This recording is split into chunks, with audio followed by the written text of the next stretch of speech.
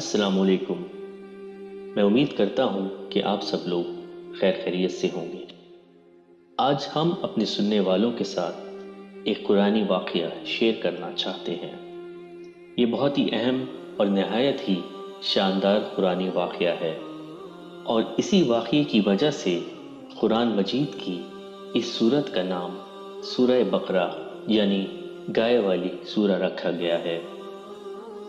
اس کا واقعہ یہ ہے کہ بنی اسرائیل میں ایک بہت ہی نیک اور صالح بزرگ تھے۔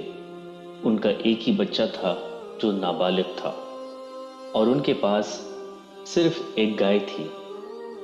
ان بزرگ نے اپنی وفات کے قریب اس گائے کو جنگل میں لے جا کر ایک جھاڑی کے پاس یہ کہہ کے چھوڑ دیا کہ یا اللہ، میں اس گائے کو اس وقت تک تیری امانت میں دیتا ہوں کہ جب تک میرا بچہ بالغ نہ ہو جائے۔ اس کے بعد ان بزرگ کی وفات ہو گئی، اور گائے چند دنوں میں بڑی ہو کر درمیانی عمر کی ہو گئی، اور بچہ جوان ہو کر اپنی ماں کا بہت ہی فرمانبردار اور نہایت نیکوکار ہوا۔ اس نے اپنی رات کو 3 حصوں میں تقسیم کر رکھا تھا۔ ایک حصے میں سوتا تھا، اور ایک حصے میں عبادت کرتا تھا، اور ایک حصے میں اپنی ماں کی خدمت کیا کرتا تھا، اور روزانہ صبح کو جنگل سے لکڑیاں کاٹ کر لاتا اور ان کو فروخت کر کے 1/3 رقم صدقہ کر دیتا، اور 1/3 رقم اپنی ذات پہ خرچ کرتا، اور 1/3 رقم اپنی والدہ کو دیتا۔ ایک دن لڑکے کی ماں نے کہا، میرے پیارے بیٹے، تمہارے باپ نے میراث میں ایک گائے چھوڑی تھی، جس کو انہوں نے فلاں جھاڑی کے پاس جنگل میں اللہ تعالیٰ کی امانت میں سونپ دیا تھا۔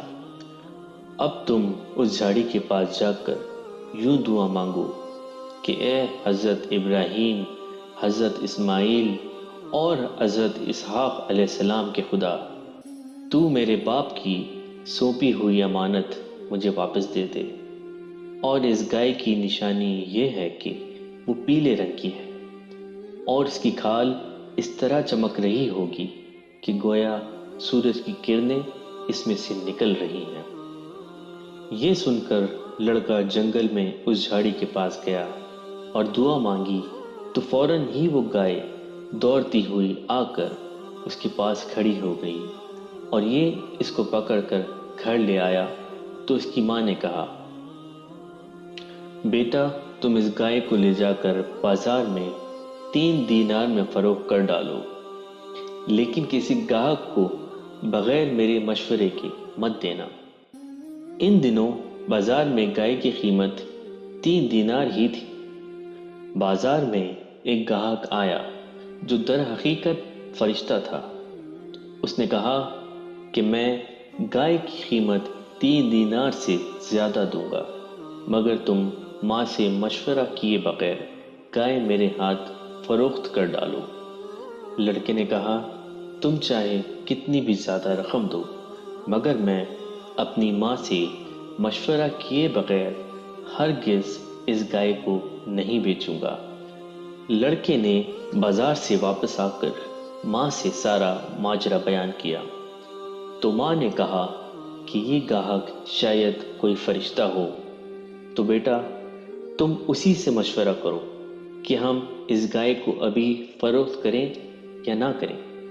چنانچہ اس لڑکے نے بازار میں جب اس گاہک سے مشورہ کیا تو اس نے کہا کہ ابھی تم گائے کو نہ فروخت کرو، آنے والے دنوں میں اس گائے کو حضرت موسیٰ علیہ السلام کے لوگ خریدیں گے۔ تم اس گائے کے چمڑے میں سونا بھر کر اس کی قیمت طلب کرنا، تو وہ لوگ اتنی ہی قیمت دے کر اسے خرید لیں گے۔ چند ہی دنوں کے بعد بنی اسرائیل کے ایک بہت مالدار آدمی کو، جس کا نام عامیل تھا، عامیل کو اس کے چچا کے لڑکوں نے قتل کر دیا اور اس کی لاش کو ایک ویرانے میں ڈال دیا۔ صبح کو قاتل کی تلاش شروع ہوئی، مگر جب کوئی سراغ نہ ملا تو کچھ لوگ حضرت موسیٰ علیہ السلام کی خدمت میں حاضر ہوئے اور قاتل کا پتہ پوچھا، تو آپ نے فرمایا، تم لوگ ایک گائے ذبح کرو اور اس کی زبان یا دم کی ہڈی سے لاش کو مارو، تو وہ زندہ ہو کر خود ہی اپنے قاتل کا نام بتا دے گا۔ یہ سن کر بنی اسرائیل نے گائے کے رنگ، اس کی عمر وغیرہ کے بارے میں بحث کرنا شروع کر دی، اور جب وہ سمجھ گئے کہ کس قسم کی گائے چاہیے تو اس کی تلاش شروع کر دی، یہاں تک کہ جب یہ لوگ اس لڑکے کی گائے کے پاس پہنچے تو ہو بہو یہ ویسی ہی گائے تھی جس کی ان لوگوں کو ضرورت تھی۔ ان لوگوں نے گائے کو چمڑا بھر کر سونے کی قیمت دے کر خریدا اور ذبح کر کے اس کی زبان یا دم کی ہڈی سے مقتول کی لاش کو مارا، تو وہ زندہ ہو کر بول اٹھا کہ میرے قاتل میرے چچا کے دونوں لڑکے ہیں، انہوں نے میرے مال کے لالچ میں مجھ کو قتل کر دیا ہے۔ یہ بتا کر وہ پھر سے مر گیا۔ چنانچہ ان دونوں قاتلوں کو قصاص میں قتل کر دیا گیا، اور مرد صالح کا لڑکا جو اپنی ماں کا فرما بردار تھا کثیر دولت سے مالا مال ہو گیا۔ اس واقعے سے بہت سی عبرت انگیز اور نصیحت خیز باتیں اور احکام معلوم ہوئے ہیں۔ ان میں سے چند یہ ہیں جو یاد رکھنے کے قابل ہیں۔ خدا کے نیک بندوں کے چھوڑے ہوئے مال میں بڑی خیر و برکت ہوتی ہے۔ دیکھ لو کہ اس مرد صالح نے صرف ایک گائے چھوڑ کر وفات پائی تھی، مگر اللہ تعالیٰ نے اس میں اتنی برکت عطا فرمائی کہ ان کے وارثوں کو ایک گائے کے ذریعے بے شمار دولت مل گئی۔ اس مرد صالح نے اولاد پر شفقت کرتے ہوئے گائے کو اللہ کی امانت میں سونپا تھا، تو اس سے معلوم ہوا کہ اولاد پر شفقت رکھنا اور اولاد کے لیے کچھ مال چھوڑ جانا یہ اللہ والوں کا طریقہ ہے۔ ماں باپ کی فرما برداری اور خدمت گزاری کرنے والوں کو خداوند کریم غیب سے بے شمار رزق کا سامان عطا فرما دیتا ہے۔ دیکھ لو کہ اس یتیم لڑکے کو ماں کی خدمت اور فرما برداری کی بدولت اللہ تعالیٰ نے کس قدر صاحب مال اور خوشحال بنا دیا۔ اللہ تعالیٰ کے احکامات میں بحث مصیبتوں کا سبب ہوا کرتا ہے۔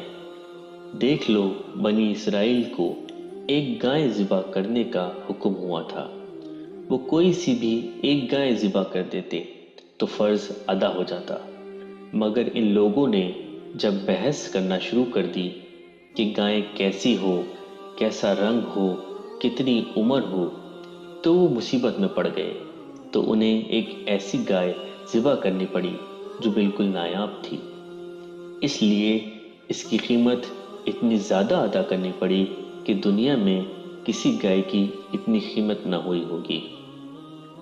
جو اپنے مال کو اللہ تعالیٰ کی امانت میں سونپ دے، اللہ تعالیٰ اس کی حفاظت فرماتا ہے اور اس میں بے حساب خیر و برکت عطا فرما دیتا ہے۔ جو اپنے اہل و عیال کو اللہ تعالیٰ کے سپرد فرما دے، اللہ تعالیٰ اس کے اہل و عیال کی ایسی پرورش کرتا ہے کہ جس کا کوئی سوچ بھی نہیں سکتا۔ امیر المومنین حضرت علی رضی اللہ تعالیٰ عنہ نے فرمایا کہ جو پیلے رنگ کا جوتا پہنے گا وہ ہمیشہ خوش رہے گا، اس کو غم بہت کم ہوگا، کیونکہ اللہ تعالیٰ نے پیلی گائے کے لیے یہ فرمایا ہے کہ تسر الناظرین، کہ وہ دیکھنے والوں کو خوش کر دیتی ہے۔